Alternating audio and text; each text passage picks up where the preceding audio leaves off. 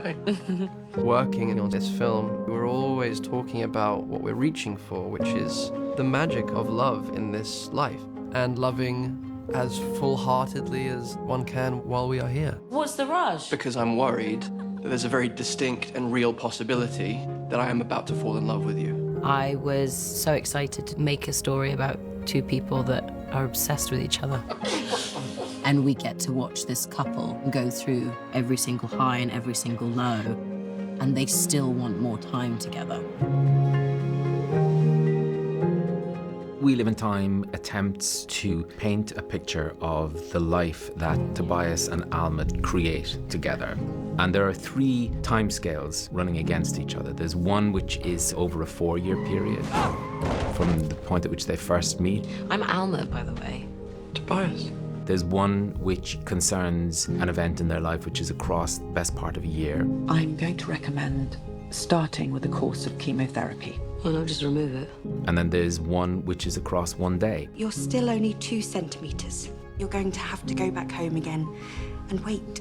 The inspiration was wanting to write about death in a way which was not tragic, and I felt like if you did that in a linear way, the film only has one way to go, but if you do it in a non-chronological way, you can feel the whole of the life this person lived, and therefore it's a celebration. Alma is a young chef.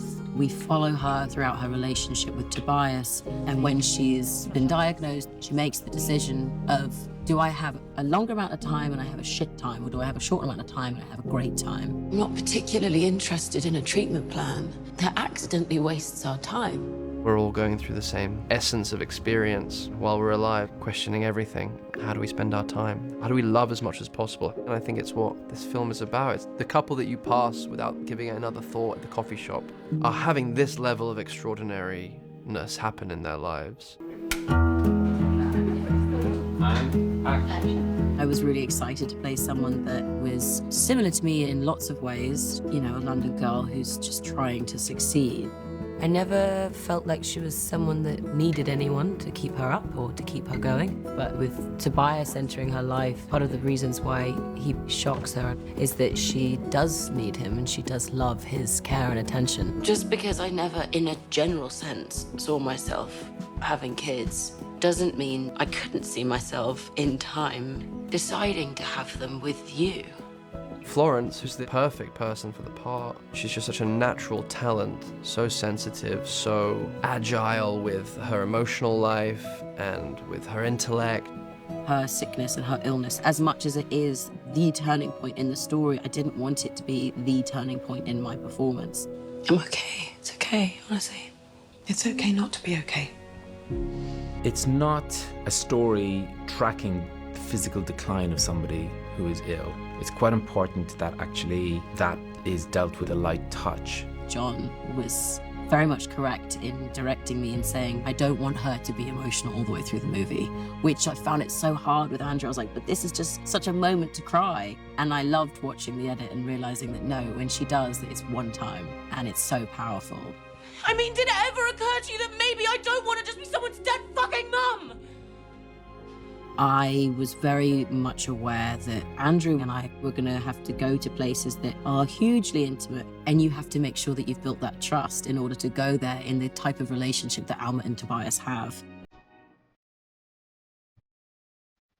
I've never really played a character like this before. Tobias is someone who draws within the lines, doesn't want to ruffle any feathers. Do you have a reservation with us? Yeah, Tobias Duran. Someone who's had some hard stuff happen, which I think has left him slightly terrified of being alive. Probably ought to get going. Why? Who says? And when these two characters meet, he sees someone who is an opposite in a way. He sees a lot of what he wants to be more of, I think. He feels dragged into life by her. The mess, the difficulty, the pain, the sorrow, and of course the jubilant connection and joy. And I definitely felt that when we were creating the movie, their connection and their life together was becoming bigger than what I'd ever thought, which was a really lovely thing to know that we were doing that and we were bringing that out of one another. A scene where Tobias shaves Alma's head. When I read that and I saw just how beautiful and happy and full of life it was, that made me really, really understand what this movie was trying to do. I was very excited. I mean, how often do you get to actually do something like that in life, let alone on camera? One of the first things Florence said to me when we met, I'm going to shave my head for it. I was like, all right, you sure? She was, yeah. There's no way that I'm doing this movie and I'm not shaving my head. That's part of what you sign on for when you play a character like that, who is that ill. It's quite a profound thing. You know, we spend a lot of our time, I don't want to say playing make-believe, but trying to conjure the feeling of reality from unreal things. And then something as undeniably real as someone's head being shaved and the implications of what that mean for that character, it's very powerful. You need to make sure. I was quite nervous that something technically could go wrong. If we didn't have the material, we couldn't redo it. You know, it was a one-take deal. Oh, that felt like a good one. Oh yeah. Everybody was very nervous, but it's a wonderful sequence. And the amazing actress who plays our daughter, she's just so good and so present, would forget about the camera and just like be with us. It felt very bonding and full of love, really. You look beautiful. Doesn't she look so beautiful? Florence and Andrew, they're both powerhouse actors when it comes to the emotional side of it, obviously. What was rather wonderful to see was the glint in their eye as a minute later they were hysterically funny, sometimes in the same scene. And they're some of my favourite moments in the film, actually. I can feel it. No, I know, but we can't. We have to. We don't. Not here. We don't. It's not. Listen to me, it's just coming. It is, it's coming. I can feel it.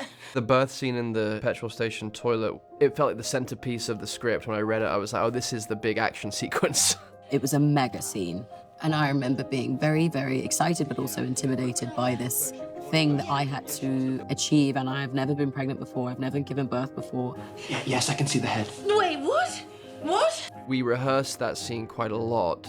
We had an amazing birth coach. She worked really closely with Florence, and then I was given as much information as I needed because I wanted to be as true to what Tobias was going through as possible and be as terrified. Keep baby inside. No, Christ. No.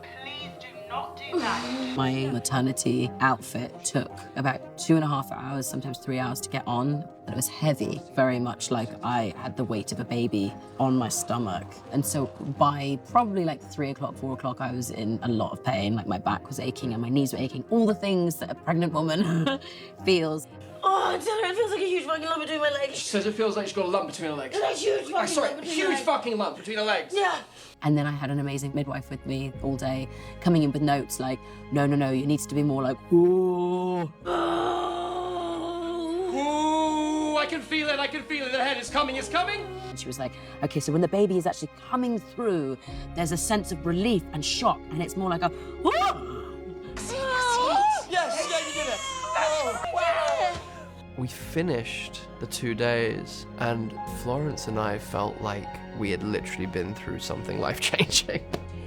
Which I know is a very absurd thing to say, but the kind of living through of that experience over and over and over again, it was truly like maybe the most beautiful 2 days I've ever had on a film set. It was very profound.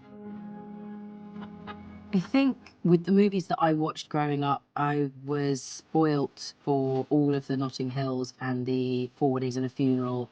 You know, all of these quintessentially British and very beautiful storylines that we all either wanted to watch or be a part of. I'm in remission. And it felt really great to do a movie like this that tapped into that level of appreciation of love. I'm lucky in my own personal life that I've loved a lot and therefore lost quite a lot.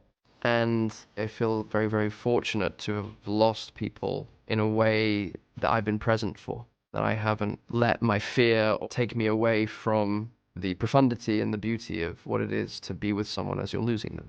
And I think the big lesson is, if you want to have a life that's worth living, you're going to want to let as much love in as possible.